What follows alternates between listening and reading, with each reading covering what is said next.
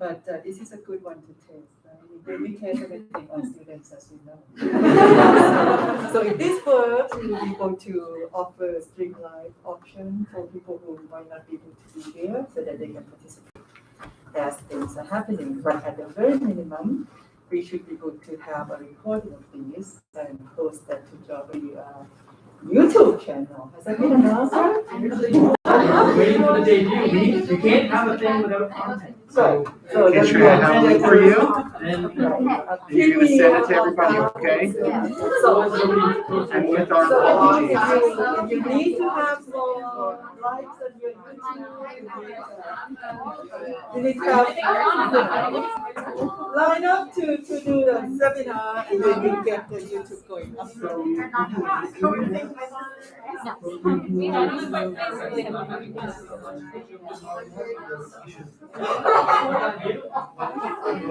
So we'll just think about this. Maybe there's a way to at least we get them talking.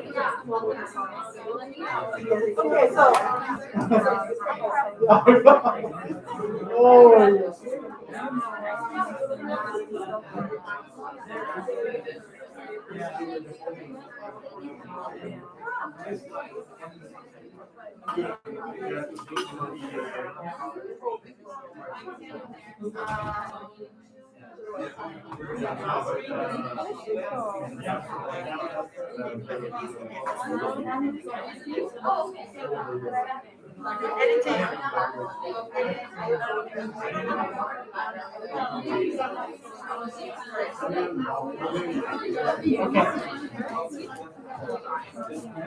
All right, everyone. Welcome. Thanks, Radna, for helping with this nice delay.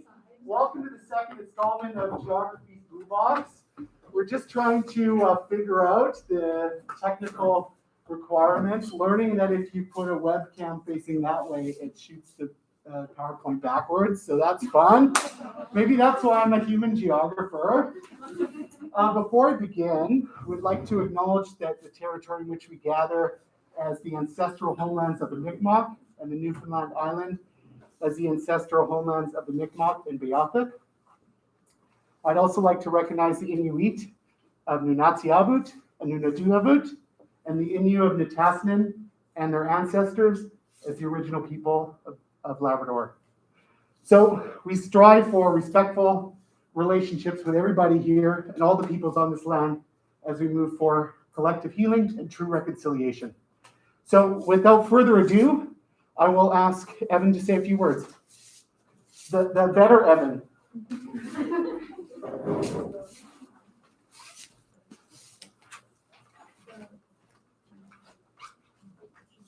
So I'm not so sure about the better Evan part, but at least I've been here longer. That's the only thing I can say.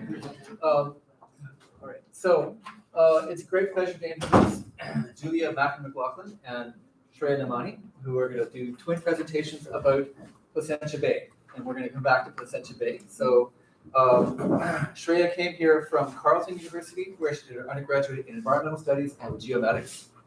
And Julia came from doing a marine biology undergraduate at the University of Maine in Orono, correct? Mm-hmm. I was going to say Orono, but that's clearly wrong. Okay. So they sent bios about what they're doing and their interests. So I will read their bios. But I'll also say that the bio that you get written by your supervisor is probably far worse than what a student would write on their own. So Julia is a master's student with an interest in marine biology, specifically invertebrates, especially echinoderms, and kelp forests. And her project combines these labs using the technical skills of habitat mapping with the fundamentals of ecology to achieve her research goals. And for Shreya, and their twin projects, so that's why I'm going to introduce them now together. Shreya is a master's student with interests in spatial ecology and marine sciences and recreational interests in wildlife photography. Accordingly, she found the ideal master's project, which effectively combined all these interests. Her work entails video surveys of the seabed using underwater cameras to assess species communities and develop maps of their distribution. Along with introducing the two students, I'd like to introduce Dr. Kathleen Robert, who is a cross-appointed member of our department and runs the 4D Oceans Lab at the Marine Institute. So there are currently 5 members of our department who are studying with Kathleen, usually co-supervised with someone else in the department. I think I am co-supervisor for 4. Okay. And without further ado, Julia. And you can mask off for the presentation. Sweet. Well, hi everybody. Thank you for joining today. I'm excited to discuss the mysteries of our own backyard. What exactly lives on top of the seafloor in Placentia Bay? So first, a little bit about Placentia Bay. It's an embayment located on the southern side of Newfoundland in Atlantic Canada. It has been distinguished by the Government of Canada as an ecologically and biologically significant area. Now it has the usual favorite charismatic megafauna such as whales, turtles, fish, etc. But it also has a high human presence. So, for example, we have the traditional and present ongoing commercial fisheries of lobster, cod, and snow crab. There is a growing aquaculture industry located in the northern half of the bay, as well as there is a prominent oil presence, which includes refineries along the coast. It has one of two places in Canada with the highest oil vessel traffic, as well as Canada has listed it as one of the most at-risk marine areas for an oil spill. The main issue is that the coastal area where human activities and ecological functions overlap is currently enigmatic. Any changes to the environment would be difficult to discern as there's nothing as of now to compare to. So, for example, if an oil spill were to occur, how would we know exactly how the environment changes? We have seen hints of this with the Come By Chance refinery leak a few years back. And this is where a baseline comes in handy. So a baseline is a discrete point of time, or discrete info in a discrete point in time that can inform future management and monitoring programs. Baselines would do good to include benthic invertebrates, as benthic invertebrates are limited in their mobility, so they're going to face the greatest exposure to disturbances and stressors. Think the mussel attached to a seabed isn't exactly going to be running away. It's kind of stuck if the weather gets hot or oily or whatever. In addition, benthic flora play a critical role specifically in temperate coastal production. They represent billions of dollars annually of ecosystem services and provide a lot of ecological roles, including primary and secondary production, nurseries, refuge and shelter, their carbon sequesters, their biogenic structures, increasing habitat complexity, and they boost biodiversity, which includes the local species that we're familiar with. Unfortunately, kelp forests along the Northwest Atlantic have faced decimation of upwards to thousands of kilometers, being consumed by the green sea urchin, except for two specific species that I'm investigating today. They are the Agarum clathratum, or sieve kelp, which is notable by its many holes through the blade, and as well as it has a chemical deterrent that makes it distasteful for urchins. And non-branched chloroline algae, so this means that it is not free living. It's what is known as the pink paint on hard substrates, which also may include, as you can see, there's large bumps and nodules that is part of the chloroline algae. There have been previous surveys of Placentia Bay that has collected bathymetric data, but they've missed a critical part, specifically the coast, which you can see, just pop over here real quick, this white ribbon. So I will be focusing my survey efforts in this area to try and fill in the gaps. 4 different survey areas were selected specifically for their potential ecological benefit. The first being Raccoon, which is relatively pristine, but will have finfish aquaculture, if not already being built there. Dargent Bay has large herring aggregations as well as high whale sightings. Buren is close to the human. There's a lot of human development nearby Buren. And St. Lawrence has the presence of offshore capelin spawning as well as seabird habitat. After considering the importance of Placentia Bay and the absence of critical data required for an effective baseline, the following research objectives were established. First, identify the dominant benthic epifaunal assemblages, which, taking advantage of this, we will look at how they link to fine-scale substrate data, as well as testing a new modeling technique in habitat mapping.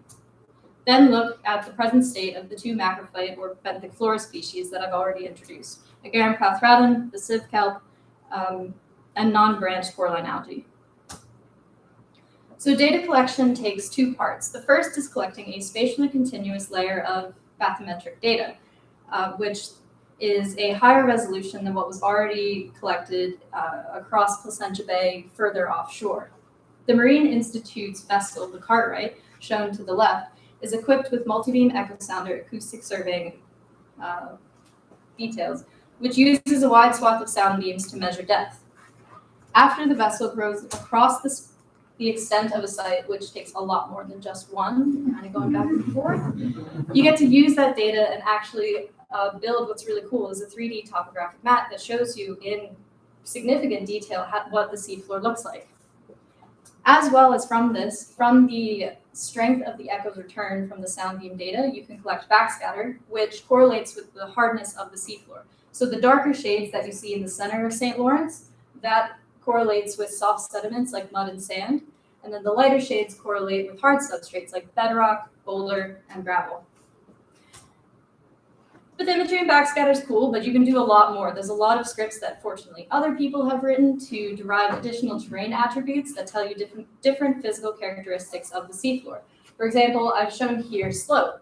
So across St. Lawrence, you can see where areas are flat versus where there are steep slopes.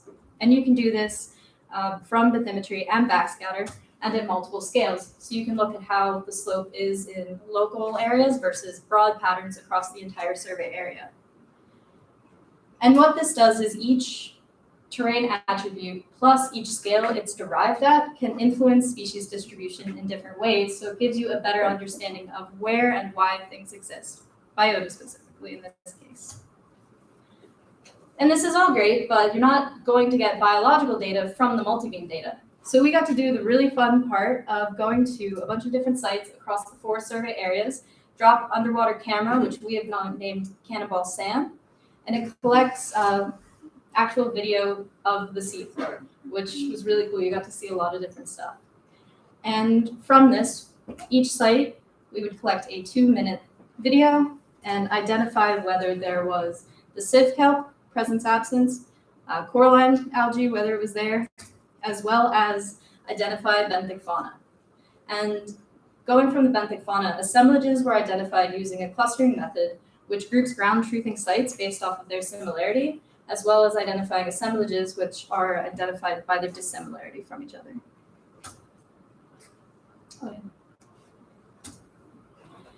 Following the data collection, the next step is to link the environmental data with the biological data to see how it influences why those different species or groups exist where they do. So this is done through machine learning algorithms, which is important for 2 reasons. First of all, you're going and spending a lot of money, time, and effort to collect all this data. You want it to be accurate. You want your predictions to represent the seafloor in a way that management and conservation is effective. The second reason is it needs to be robust. So you need to make sure that when you're surveying in 2020 can then be repeatable in 2030. The baseline is a starting point. It's not necessarily just one and done. And for habitat mappers, a lot of times they rely on random forest. Random forest, essentially what you need to know about it is it's user-friendly, and it has seen a lot of success previously in habitat mapping papers. But I've taken this research as an opportunity to look at light gradient boosting machine, which is fairly new in the past few years.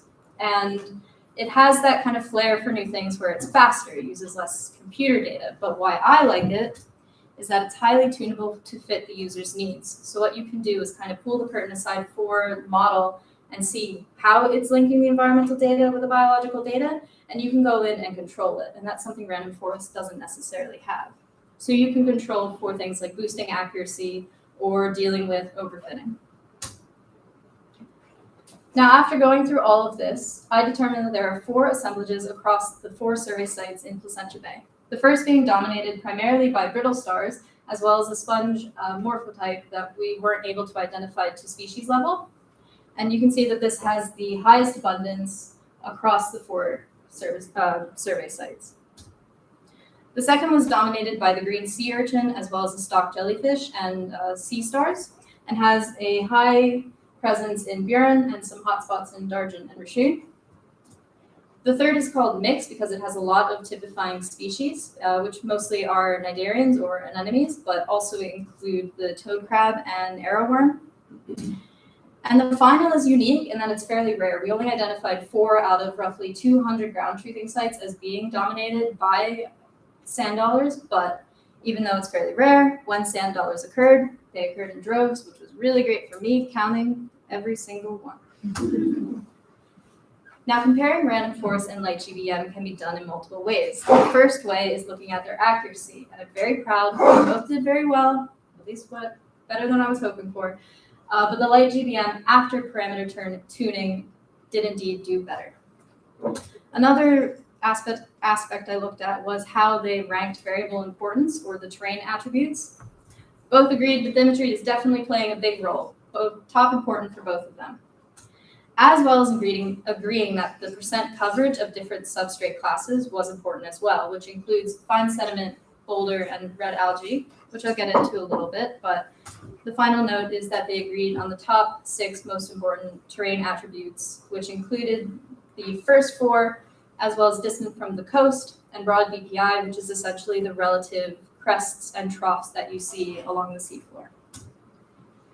Now, looking at the percent coverage of the different substrate classes was important to the model, and you can see that different assemblages have a different association with different averages. So, for example, sand dollars associate strongly with fine sediment, which makes sense because sand dollars burrow. They're probably going to want something that they can actually burrow in. And what's interesting to me is the other 3 have highly heterogeneous habitats, which I'm wondering if they're linked with the species richness, the average species richness that we found in each site.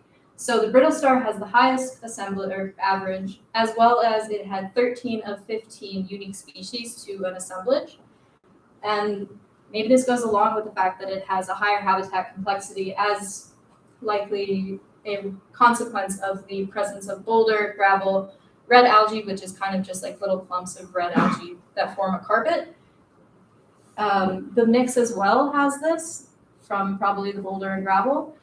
And what's interesting to me is the urchin assemblage, which is associated with sieve kelp as indicated by the large green pie slice, has a relatively low average similar to the sand dollars. And this is curious because kelp forests are supposed to boost biodiversity. So I'm wondering if either the camera is obscured by the kelp, which you can see from this image. It forms a thick forest, so you can't necessarily see what's on the seabed, nor can you see what's attached to the kelp. Or if it's something with sieve kelp just doesn't have that same boosting biodiversity potential that sugar kelp usually would, which is more traditional in these temperate areas and was consumed by urchins. And looking at the coverage of sieve kelp, where it actually exists, you can see that the majority of it is found in Buren, with some hotspots in Dargent and Raccoon. And this pattern continues when you look at the other benthic flora species, coralline algae, with most of its coverage being in Buren, with some hotspots in Dargent and Raccoon. And why I include the nodules is because nodules can provide habitat for brittle stars. We see them tucked within them. They increase the habitat complexity. Chitons and urchins are associated with the pink paint in general, and so are sea stars, but this might be just because they're consuming urchins. So in conclusion, after going through this, I have determined that it's a rich diversity of benthic invertebrates that are found across the majority of Placentia Bay's west coast, with the brittle star assemblage the most dominant, which has the highest species richness and highest unique species to it. I've determined that it is important to have the fine-scale substrate data with understanding why these assemblages exist where they do. Light GBM showed a higher performance than random forest, so I think in future it would be good to watch it and see how it develops for potential future use in habitat mapping. And Buren is a hotspot for both target flora species, which to me is interesting because it's also a hotspot of human activity. So is it Agarum exists there because of the people, like nutrient enrichment, or is it threatened by it? And I just want to thank everybody who was involved with this project, without whom this would not have been possible. And I would like to thank you for your attention, and I think we're doing questions later, so I will put that on the watch. Thank you.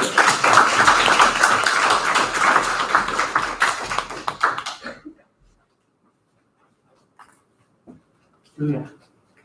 Shreya.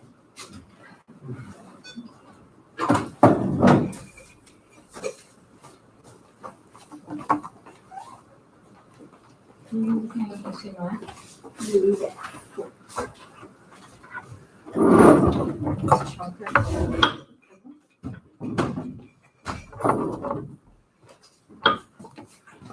Julia, you're getting some comments here.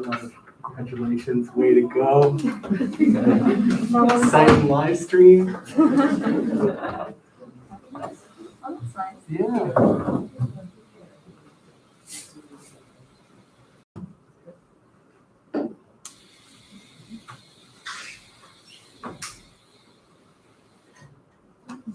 All right, so I'll get started. So my name is Shreya, and my research looks at a species and traits-based approach to predicting the distribution and diversity of coastal benthic assemblages. So essentially, I'm looking at what lives on the seabed, what they do, and map them.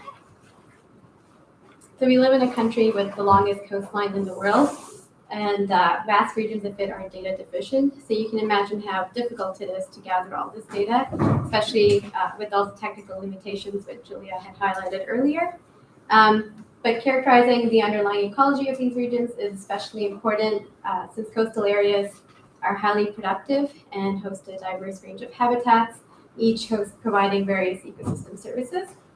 And you can see in this video how quickly the habitats can change within a few seconds, going from hard substrate to finer sediment, and each hosts very distinct species communities. And in particular, coastal benthic fauna, which are organisms that live on the seabed, facilitate numerous ecosystem functions, which include food and habitat provisioning, and decomposition, nutrient cycling, etc. So with increasing human activities in the marine environments, potential disturbances are experienced mainly by the relatively long-lived and stationary species, as previously mentioned, which also makes them really good indicators of any changes.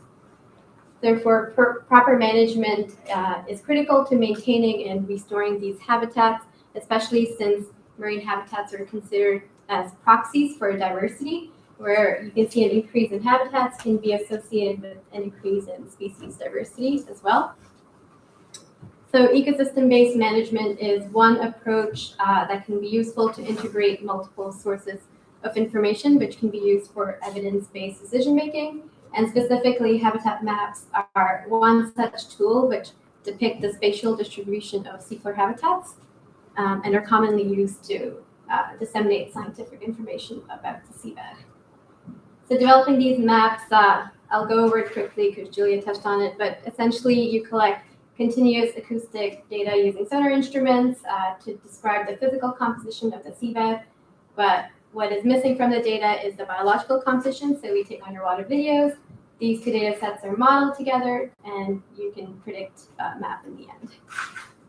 So studying this biological composition and mapping their distribution, it provides a very effective tool, as mentioned, for communicating scientific knowledge, especially, and as a result, habitat maps have become quite common for designation, like marine spatial plans or designation of marine protected areas, for example, especially if you've identified sensitive habitat and if it's occurring within any close proximity to human activity, which could indicate their vulnerability. However, these tools mainly use a taxonomic approach. Basically, what that means is that they look at species identity, their occurrence, and distribution. But also considering functional traits, which refer to the variety of ways in which organisms function, could shed light on broader aspects of diversity and ecosystem functioning. So a function in this context refers to how organisms grow, move, obtain food, and interact with each other.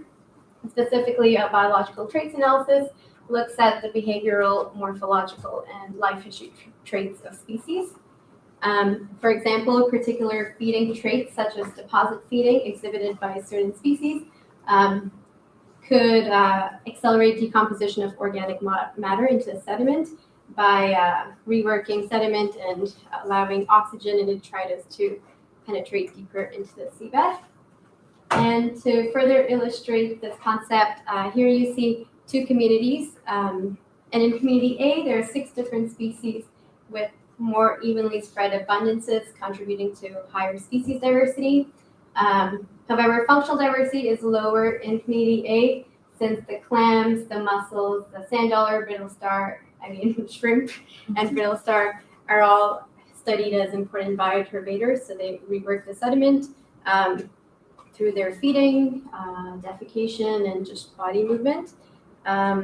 Whereas the community B on the right all host more variable traits in terms of body form, sociability, and reproduction.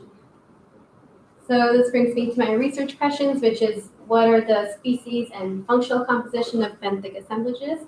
What is their spatial distribution? And how do patterns of functional and species diversity vary? So again, the study area is also in Placentia Bay, which again is the ecologically and biologically significant area that hosts diverse habitats such as seagrass, sponge and coral, and other parasitic species.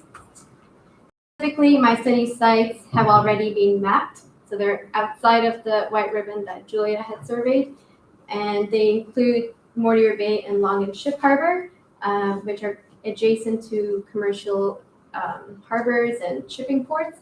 So they've seen a lot of human activity throughout the decades. So resulting from these previous government surveys, I was able to use the sonar data to derive other variables such as slope and aspect, which describe the gradient of the seabed and the orientation.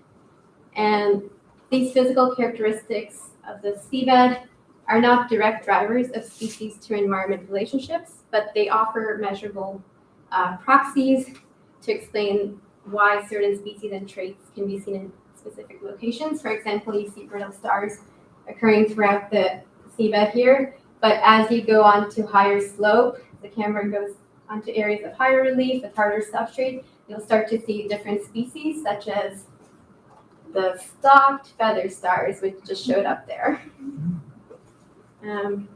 So this biological and functional composition was assessed also using underwater videos, and they were also classified into assemblages using very similar methods as Julia had gone over. And I also compiled traits data for all the species from online databases, and these were selected based on their relevance to particular functions and include aspects such as size, reproduction type, movement, and all sorts of things. So in the end, 5 distinct species were assemblages were derived, and that's just like a clustering method visualized. And I'll go into the composition in the next few slides for a few of these. So this first assemblage here was also mainly composed of sand dollars, so you'll see some familiarity from the earlier talk. And it also occurred on mainly softer sandy substrate. Functionally, the dominant traits include planktotrophic larval development, which means the organism's larvae have a pelagic life cycle, so higher in the water column, and also direct, which is where the eggs are deposited directly onto the substrate. Movement included burrowing and crawling, which is well accommodated by the softer sediment substrate. And other traits include gregarious sociability, which means the organisms cluster, and medium body sizes. So this next assemblage is very functionally similar to the one I just described, with certain traits crossed out. But generally, they include gregarious sociability, medium-sized organisms that crawl. But functionally, they're completely different. They include dense sea urchin and sea stars occurring on harder boulder substrate and cobble, which indicates how traits can be shared among species, making them more redundant as well. And this last assemblage that I'll go into has a more unique configuration of traits. The species composition include the rugose anemone, shrimp, and brittle star again. And the traits include more sessile movement, which means the organisms have more limited mobility. They're attached living habit, and upright organisms that are just smaller in size. And these are the resulting habitat maps showing their spatial distribution, with 2 additional assemblages that I did not go into more detail due to time. But essentially, the assemblage in gray includes encrusting sponges and brittle star, which from the earlier talk, there was sponges and brittle star in another assemblage, but these sponge species are different, and I'll come back to that.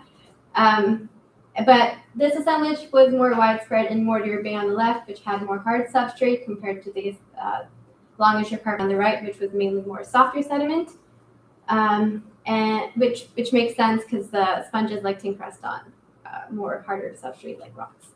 And the assemblage in yellow consisted of more commonly occurring sea stars and sand dollar and urchin, and they occurred closest to the coast. So what do these maps tell us?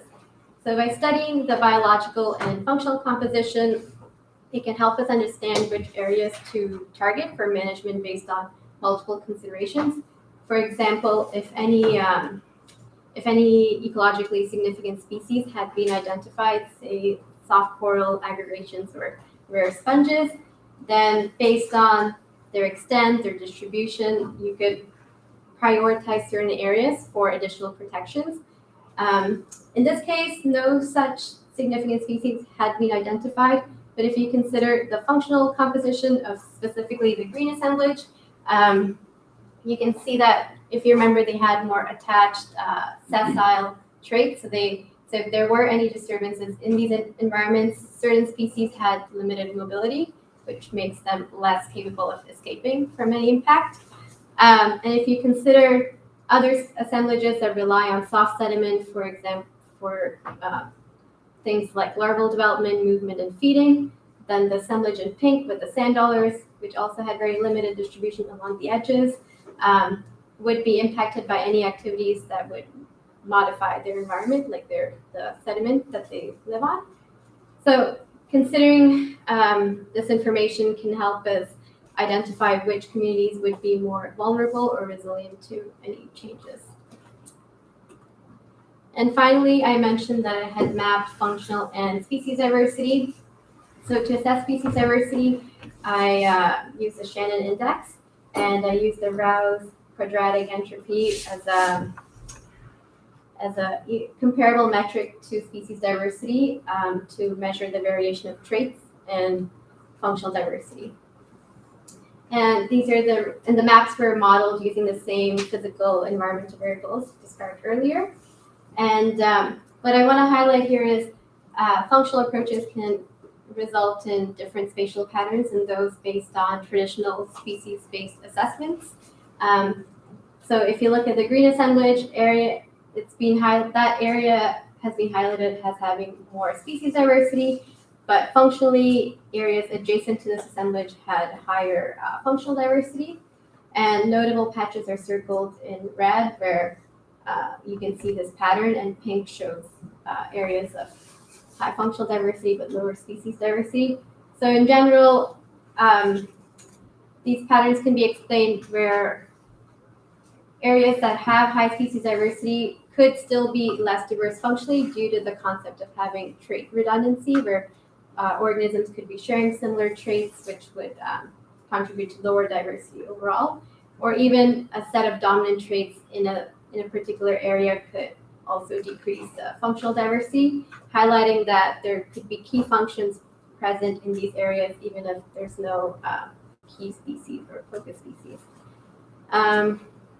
And these patterns also differed among the two sites, but I won't go into much detail, but I just wanted to show the patterns for the other site, Longitch and Harvard. So to recap, what this data first establishes is baseline data for an ecologically important region that's also expected to go increasing human impact. And second, maps are important visual and scientific tools to guide future management and planning. And habitat maps are among the most effective tools for managing marine areas, as well as the additional maps of diversity can help quickly identify any particular hotspots or understand any patterns of diversity. But what's missing from this picture is what species or traits could be driving these patterns. And third, I hope I made it clear how traits could be linked to broader ecosystem functions. So any losses in functions could be related to changes in the trait composition. And this is kind of interesting because with global changes occurring worldwide, there's likely going to be changes in species presence and composition over time, but certain functions could still be maintained if the trait composition is still similar. So the species that end up moving in those habitats if they are similar functionally. Which makes it useful to compare beyond the local scales of just these two coastal sites to other regions within the geographic area, but even outside the bay or within the bay to areas, for example, that Julia had survived. So if you remember, Julia and I had both had the assemblage with sponges and brittle star, but the sponge species were different in both our sites. I had more flat encrusting sponges, whereas Julia had more spherical, globular type of sponges. So what I want to highlight is if you're using a species-specific approach, maybe one of the sponges could be considered more ecologically valuable or more rare. So an assessment using just species in mind would target one region maybe for more protection based on how sensitive it is. But if you consider the traits, they're both attached and they're both reliant on harder substrates and they both filter feed. And so they would be vulnerable to similar impacts, which would make them both functionally important. So it just provides a different viewpoint for considering what areas to protect.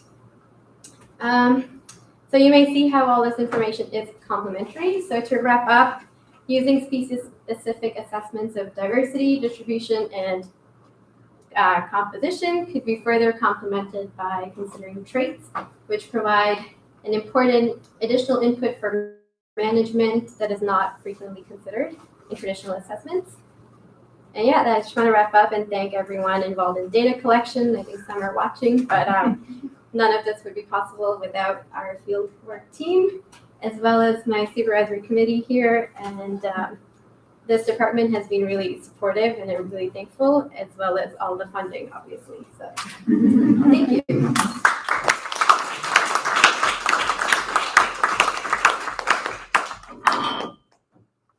you want to get up there too? Fun part. So we have a good 15 minutes for some questions here. There we go. Nothing yet coming over the live stream. So anybody here yet?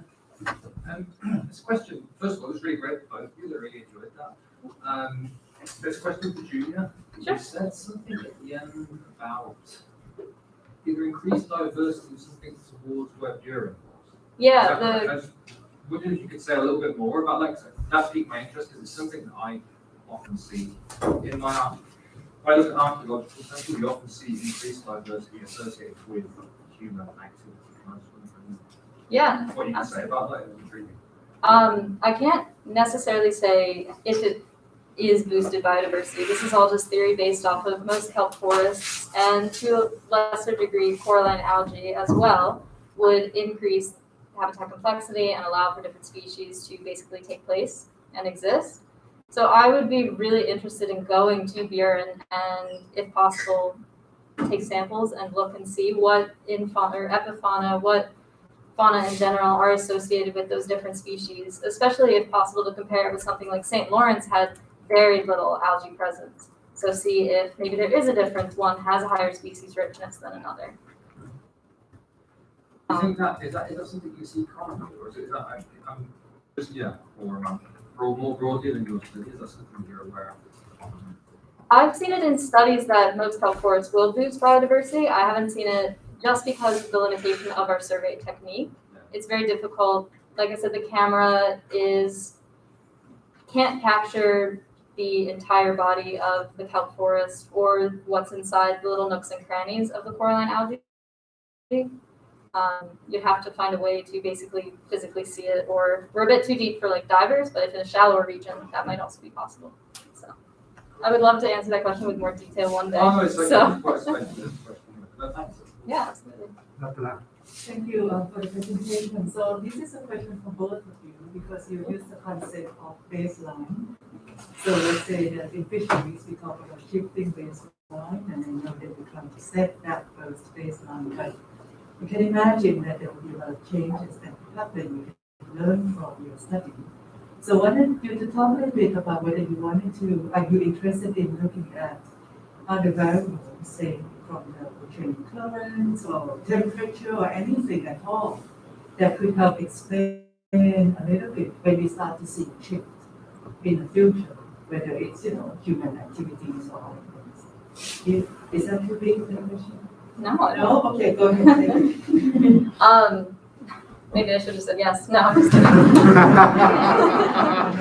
No, I think it would be really great to include like oceanographic parameters for this project. The reason we don't have them and therefore can't include them in the baseline is just because we're looking at such a fine scale, at least I'm with the localized survey areas, that there isn't enough of a difference between temperature or chlorophyll concentration, as well as my survey sites were across late spring to early fall, so it kind of crosses into, there may be changes that aren't determined by temperature, like global temperature change. It would be just local seasonal change.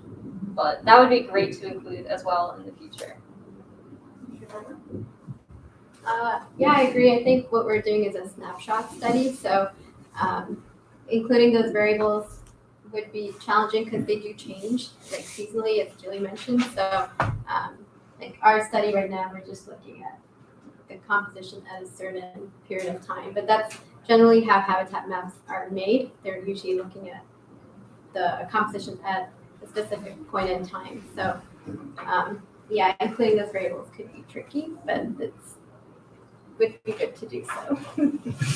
So I have a question here from our huge online audience. Cool.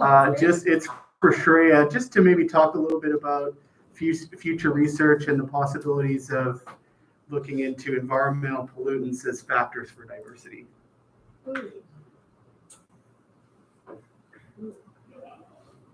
Future research, specifically what I wanted to mention at the end of this is, I keep referring to ecosystem functions, but I never explicitly make that link with my analysis.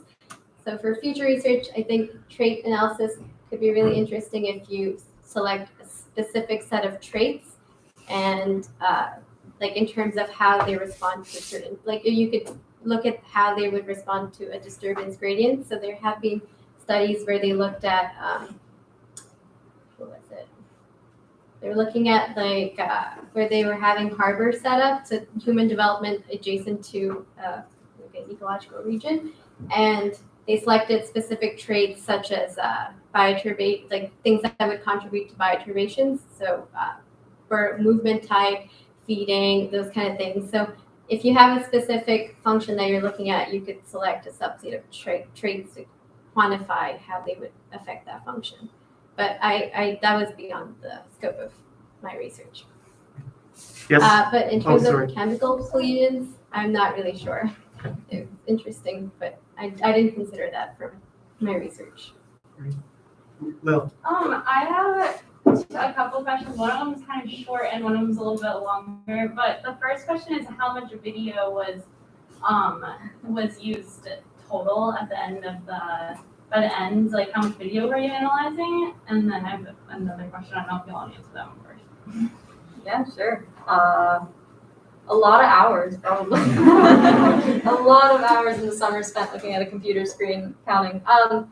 Each site, at least for me, I think I had 200 to 230 sites that I would look at, and it's 2 minutes of video for each of them, so quite a bit. Plus what Shreya had. I had fewer sites, so it's relaxing. But yeah, like maybe, I think I quantified it to be around like 60 minutes or so total.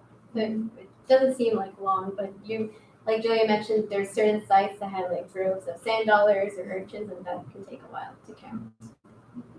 Was there like consistency between, are you basically to map the habitat, are you assuming that similar areas are going to have similar species? Because I mean, obviously you can't with a video see every possible thing on the ocean floor, so I'm wondering like how you get from the video step to the mapping step. Is there assumptions, like is it representative, are certain habitats representative of all of those similar slopes on the ocean floor? Like how do you get from, if you're not going to be able to see all of the possible places on the ocean floor, I'm wondering how you get from the video step to the mapping step. Even before taking our videos, our sampling method tries to incorporate broad environments of the seabed. So Our sampling scheme, which we didn't go into, included like a spatially balanced sampling design, which used, when we had the data, which used the bathymetry and the backscatter. It looked at seabed topography and depth, as well as seabed texture, so the light intensity that Julia referred to. And that's intended to kind of account for broad types of seabed environments, which would affect what species composition we'd be looking at. And so that's before the video analysis. So that's intended to try to capture as much community diversity as we can. And then the actual going from the video to the mapping is the part where we talked about clustering them into assemblages. So we try to make sense of all of this multiple species information by defining them into classes, which can be used for mapping. So we can go more into the clustering. Well, I'm just wondering, how do you know what species lived in a place that you didn't film? Are you I'm not saying like it's a bad thing to assume that similar habitats are having similar species, but is there an assumption being made about similar habitats for places that you did not film? That's where the modeling kind of steps in. So you're basically training a model using the environmental variables that are specifically associated with that ground truthing pointwise schematic. So you're teaching the model like this assemblage is associated with, for example, in my study with high fine sediment percent coverage, which I shouldn't use that as an example because you can't do that, but it's maybe associated with this depth or this physical attribute. And then the model can be used to predict spatially if you have the available environmental data. So that's why we do spatially continuous data is, so you have the full coverage, you teach it, this is what this assemblage is associated with. Now go and predict to the best of your ability where you think it will be. So there is a bit of an assumption, and that's where things like accuracy play into part. So you can be like, we are this percentage sure that that's where this will occur. Oh yeah, that's what I was wondering. Thank you. Yeah, no worries. Yes. Placentia Bay is called an ecologically and biologically significant area. Does your data support this? Good question. I would like to say yes, because there is a high biodiversity within it that could be at risk, because I found that the largest assemblage with the highest richness had a huge majority of sessile species that can't escape from any kind of potential catastrophe or global change. So I do think that it would be affected. And with people who are relying on these different species, that it would be problematic for socioeconomic processes, for lack of a better word, values. Yeah. Look at all the different habitats. But maybe it's biased just because we come to learn love essentially. Related to that, somebody must have done some research, right, before they can say that the Placentia Bay is an EPSA. So you just will tell them that they are right. The government of Canada says so. Charlie, just great job work from you. So I was thinking about the way, in particular, Julia, you set it up. You sort of identified a number of different uses in the bay and a number of different, potential human impacts. And then both of you in your presentation sort of said that your work would be relevant to managers at some point in the future. So I'm wondering what advice you'd give to managers, given that the impacts that you identified early on, Julia, would potentially, or at least the industries, would potentially have very different impacts, right? So would, for example, an oil spill would have a kind of impact on a particular habitat. We know that aquaculture has a significant impact on benthic habitats. And so I'm wondering what kinds of management advice you're giving as you go down the sort of line, saying to people, this is what you need to do for particular inputs. That's a great question.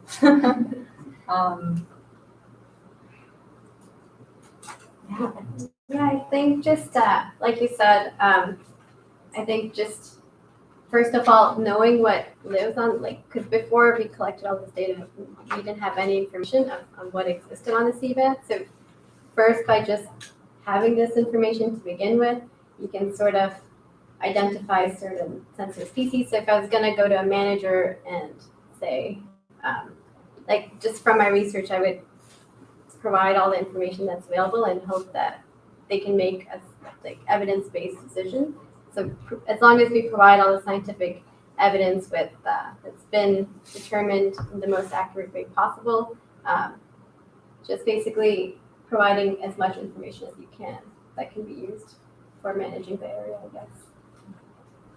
Okay, that is a step that, like, how does this translate effectively into action? That is something that I do wonder about. And actually, there are people in the department like whose research has contributed for additional protections, like Gilbert Bay and Eastport MPA. I think a lot of those were guided by some of the habitat maps. Yes, I'm looking at Evan. But yeah, so, and also I think there was the recent MPA, I think St. Lawrence, so off of St. Pierre-Miquelon, it was established recently, and I think they identified wolffish habitat in that region. So just by looking at the distribution of habitats, and if you see certain habitats have very limited distribution but have very important species, like that can, those kind of decisions can, like that kind of information can help guide decisions. So final question. Okay, so thank you. That was great for both of you, and I really like your answers to some of these very challenging questions. So I want to go back to the very beginning, and that is you studied 6 specific locations. How were they chosen, and what is the relationship, if any, between those locations and the distribution of where people fish for cod in Placentia Bay, which is our only really still open commercial cod area in the island? Well, the different areas were chosen based off, I believe, I'm pretty sure for my 4 survey areas, they were chosen because they had an association with important fauna. So capelin and herring, as well as whales, and they also had a risk of detriment. So for example, Raccoon faces the issue with aquaculture that will be placed there. And Raccoon is arguably one of the more pristine sites because it is so far removed from, it's so far north above like Buren and Marystown, so it's away from human impacts. So, which would be something you could apply this to, is see, well, this is what Raccoon looks like now. This is, now there's aquaculture, let's see how it changes. And the sites that were previously mapped, as Shreya mentioned, they have a lot of human impact or human settlement there nearby, and are commercial ports, I think. I don't know if you want to talk a little bit more about Commercial harbors, that's written in the proposal. And just, sorry, you go ahead. I'm not really sure about the cod. I feel like I didn't research that portion enough, but my sites were specifically, they already had existing data, like multi-beam data, but again, some of the information on the underlying biology was missing, and we thought it was worthwhile to understand what the ecology is for those regions, especially to monitor them over time, because they are likely going to change. But yeah, sorry, I don't know.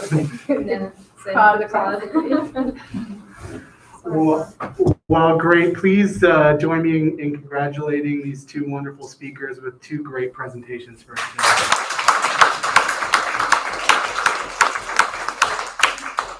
And join us next Friday for another exciting presentation. We'll see you. Have a nice weekend. Thank you, everyone. Oh, yeah. No,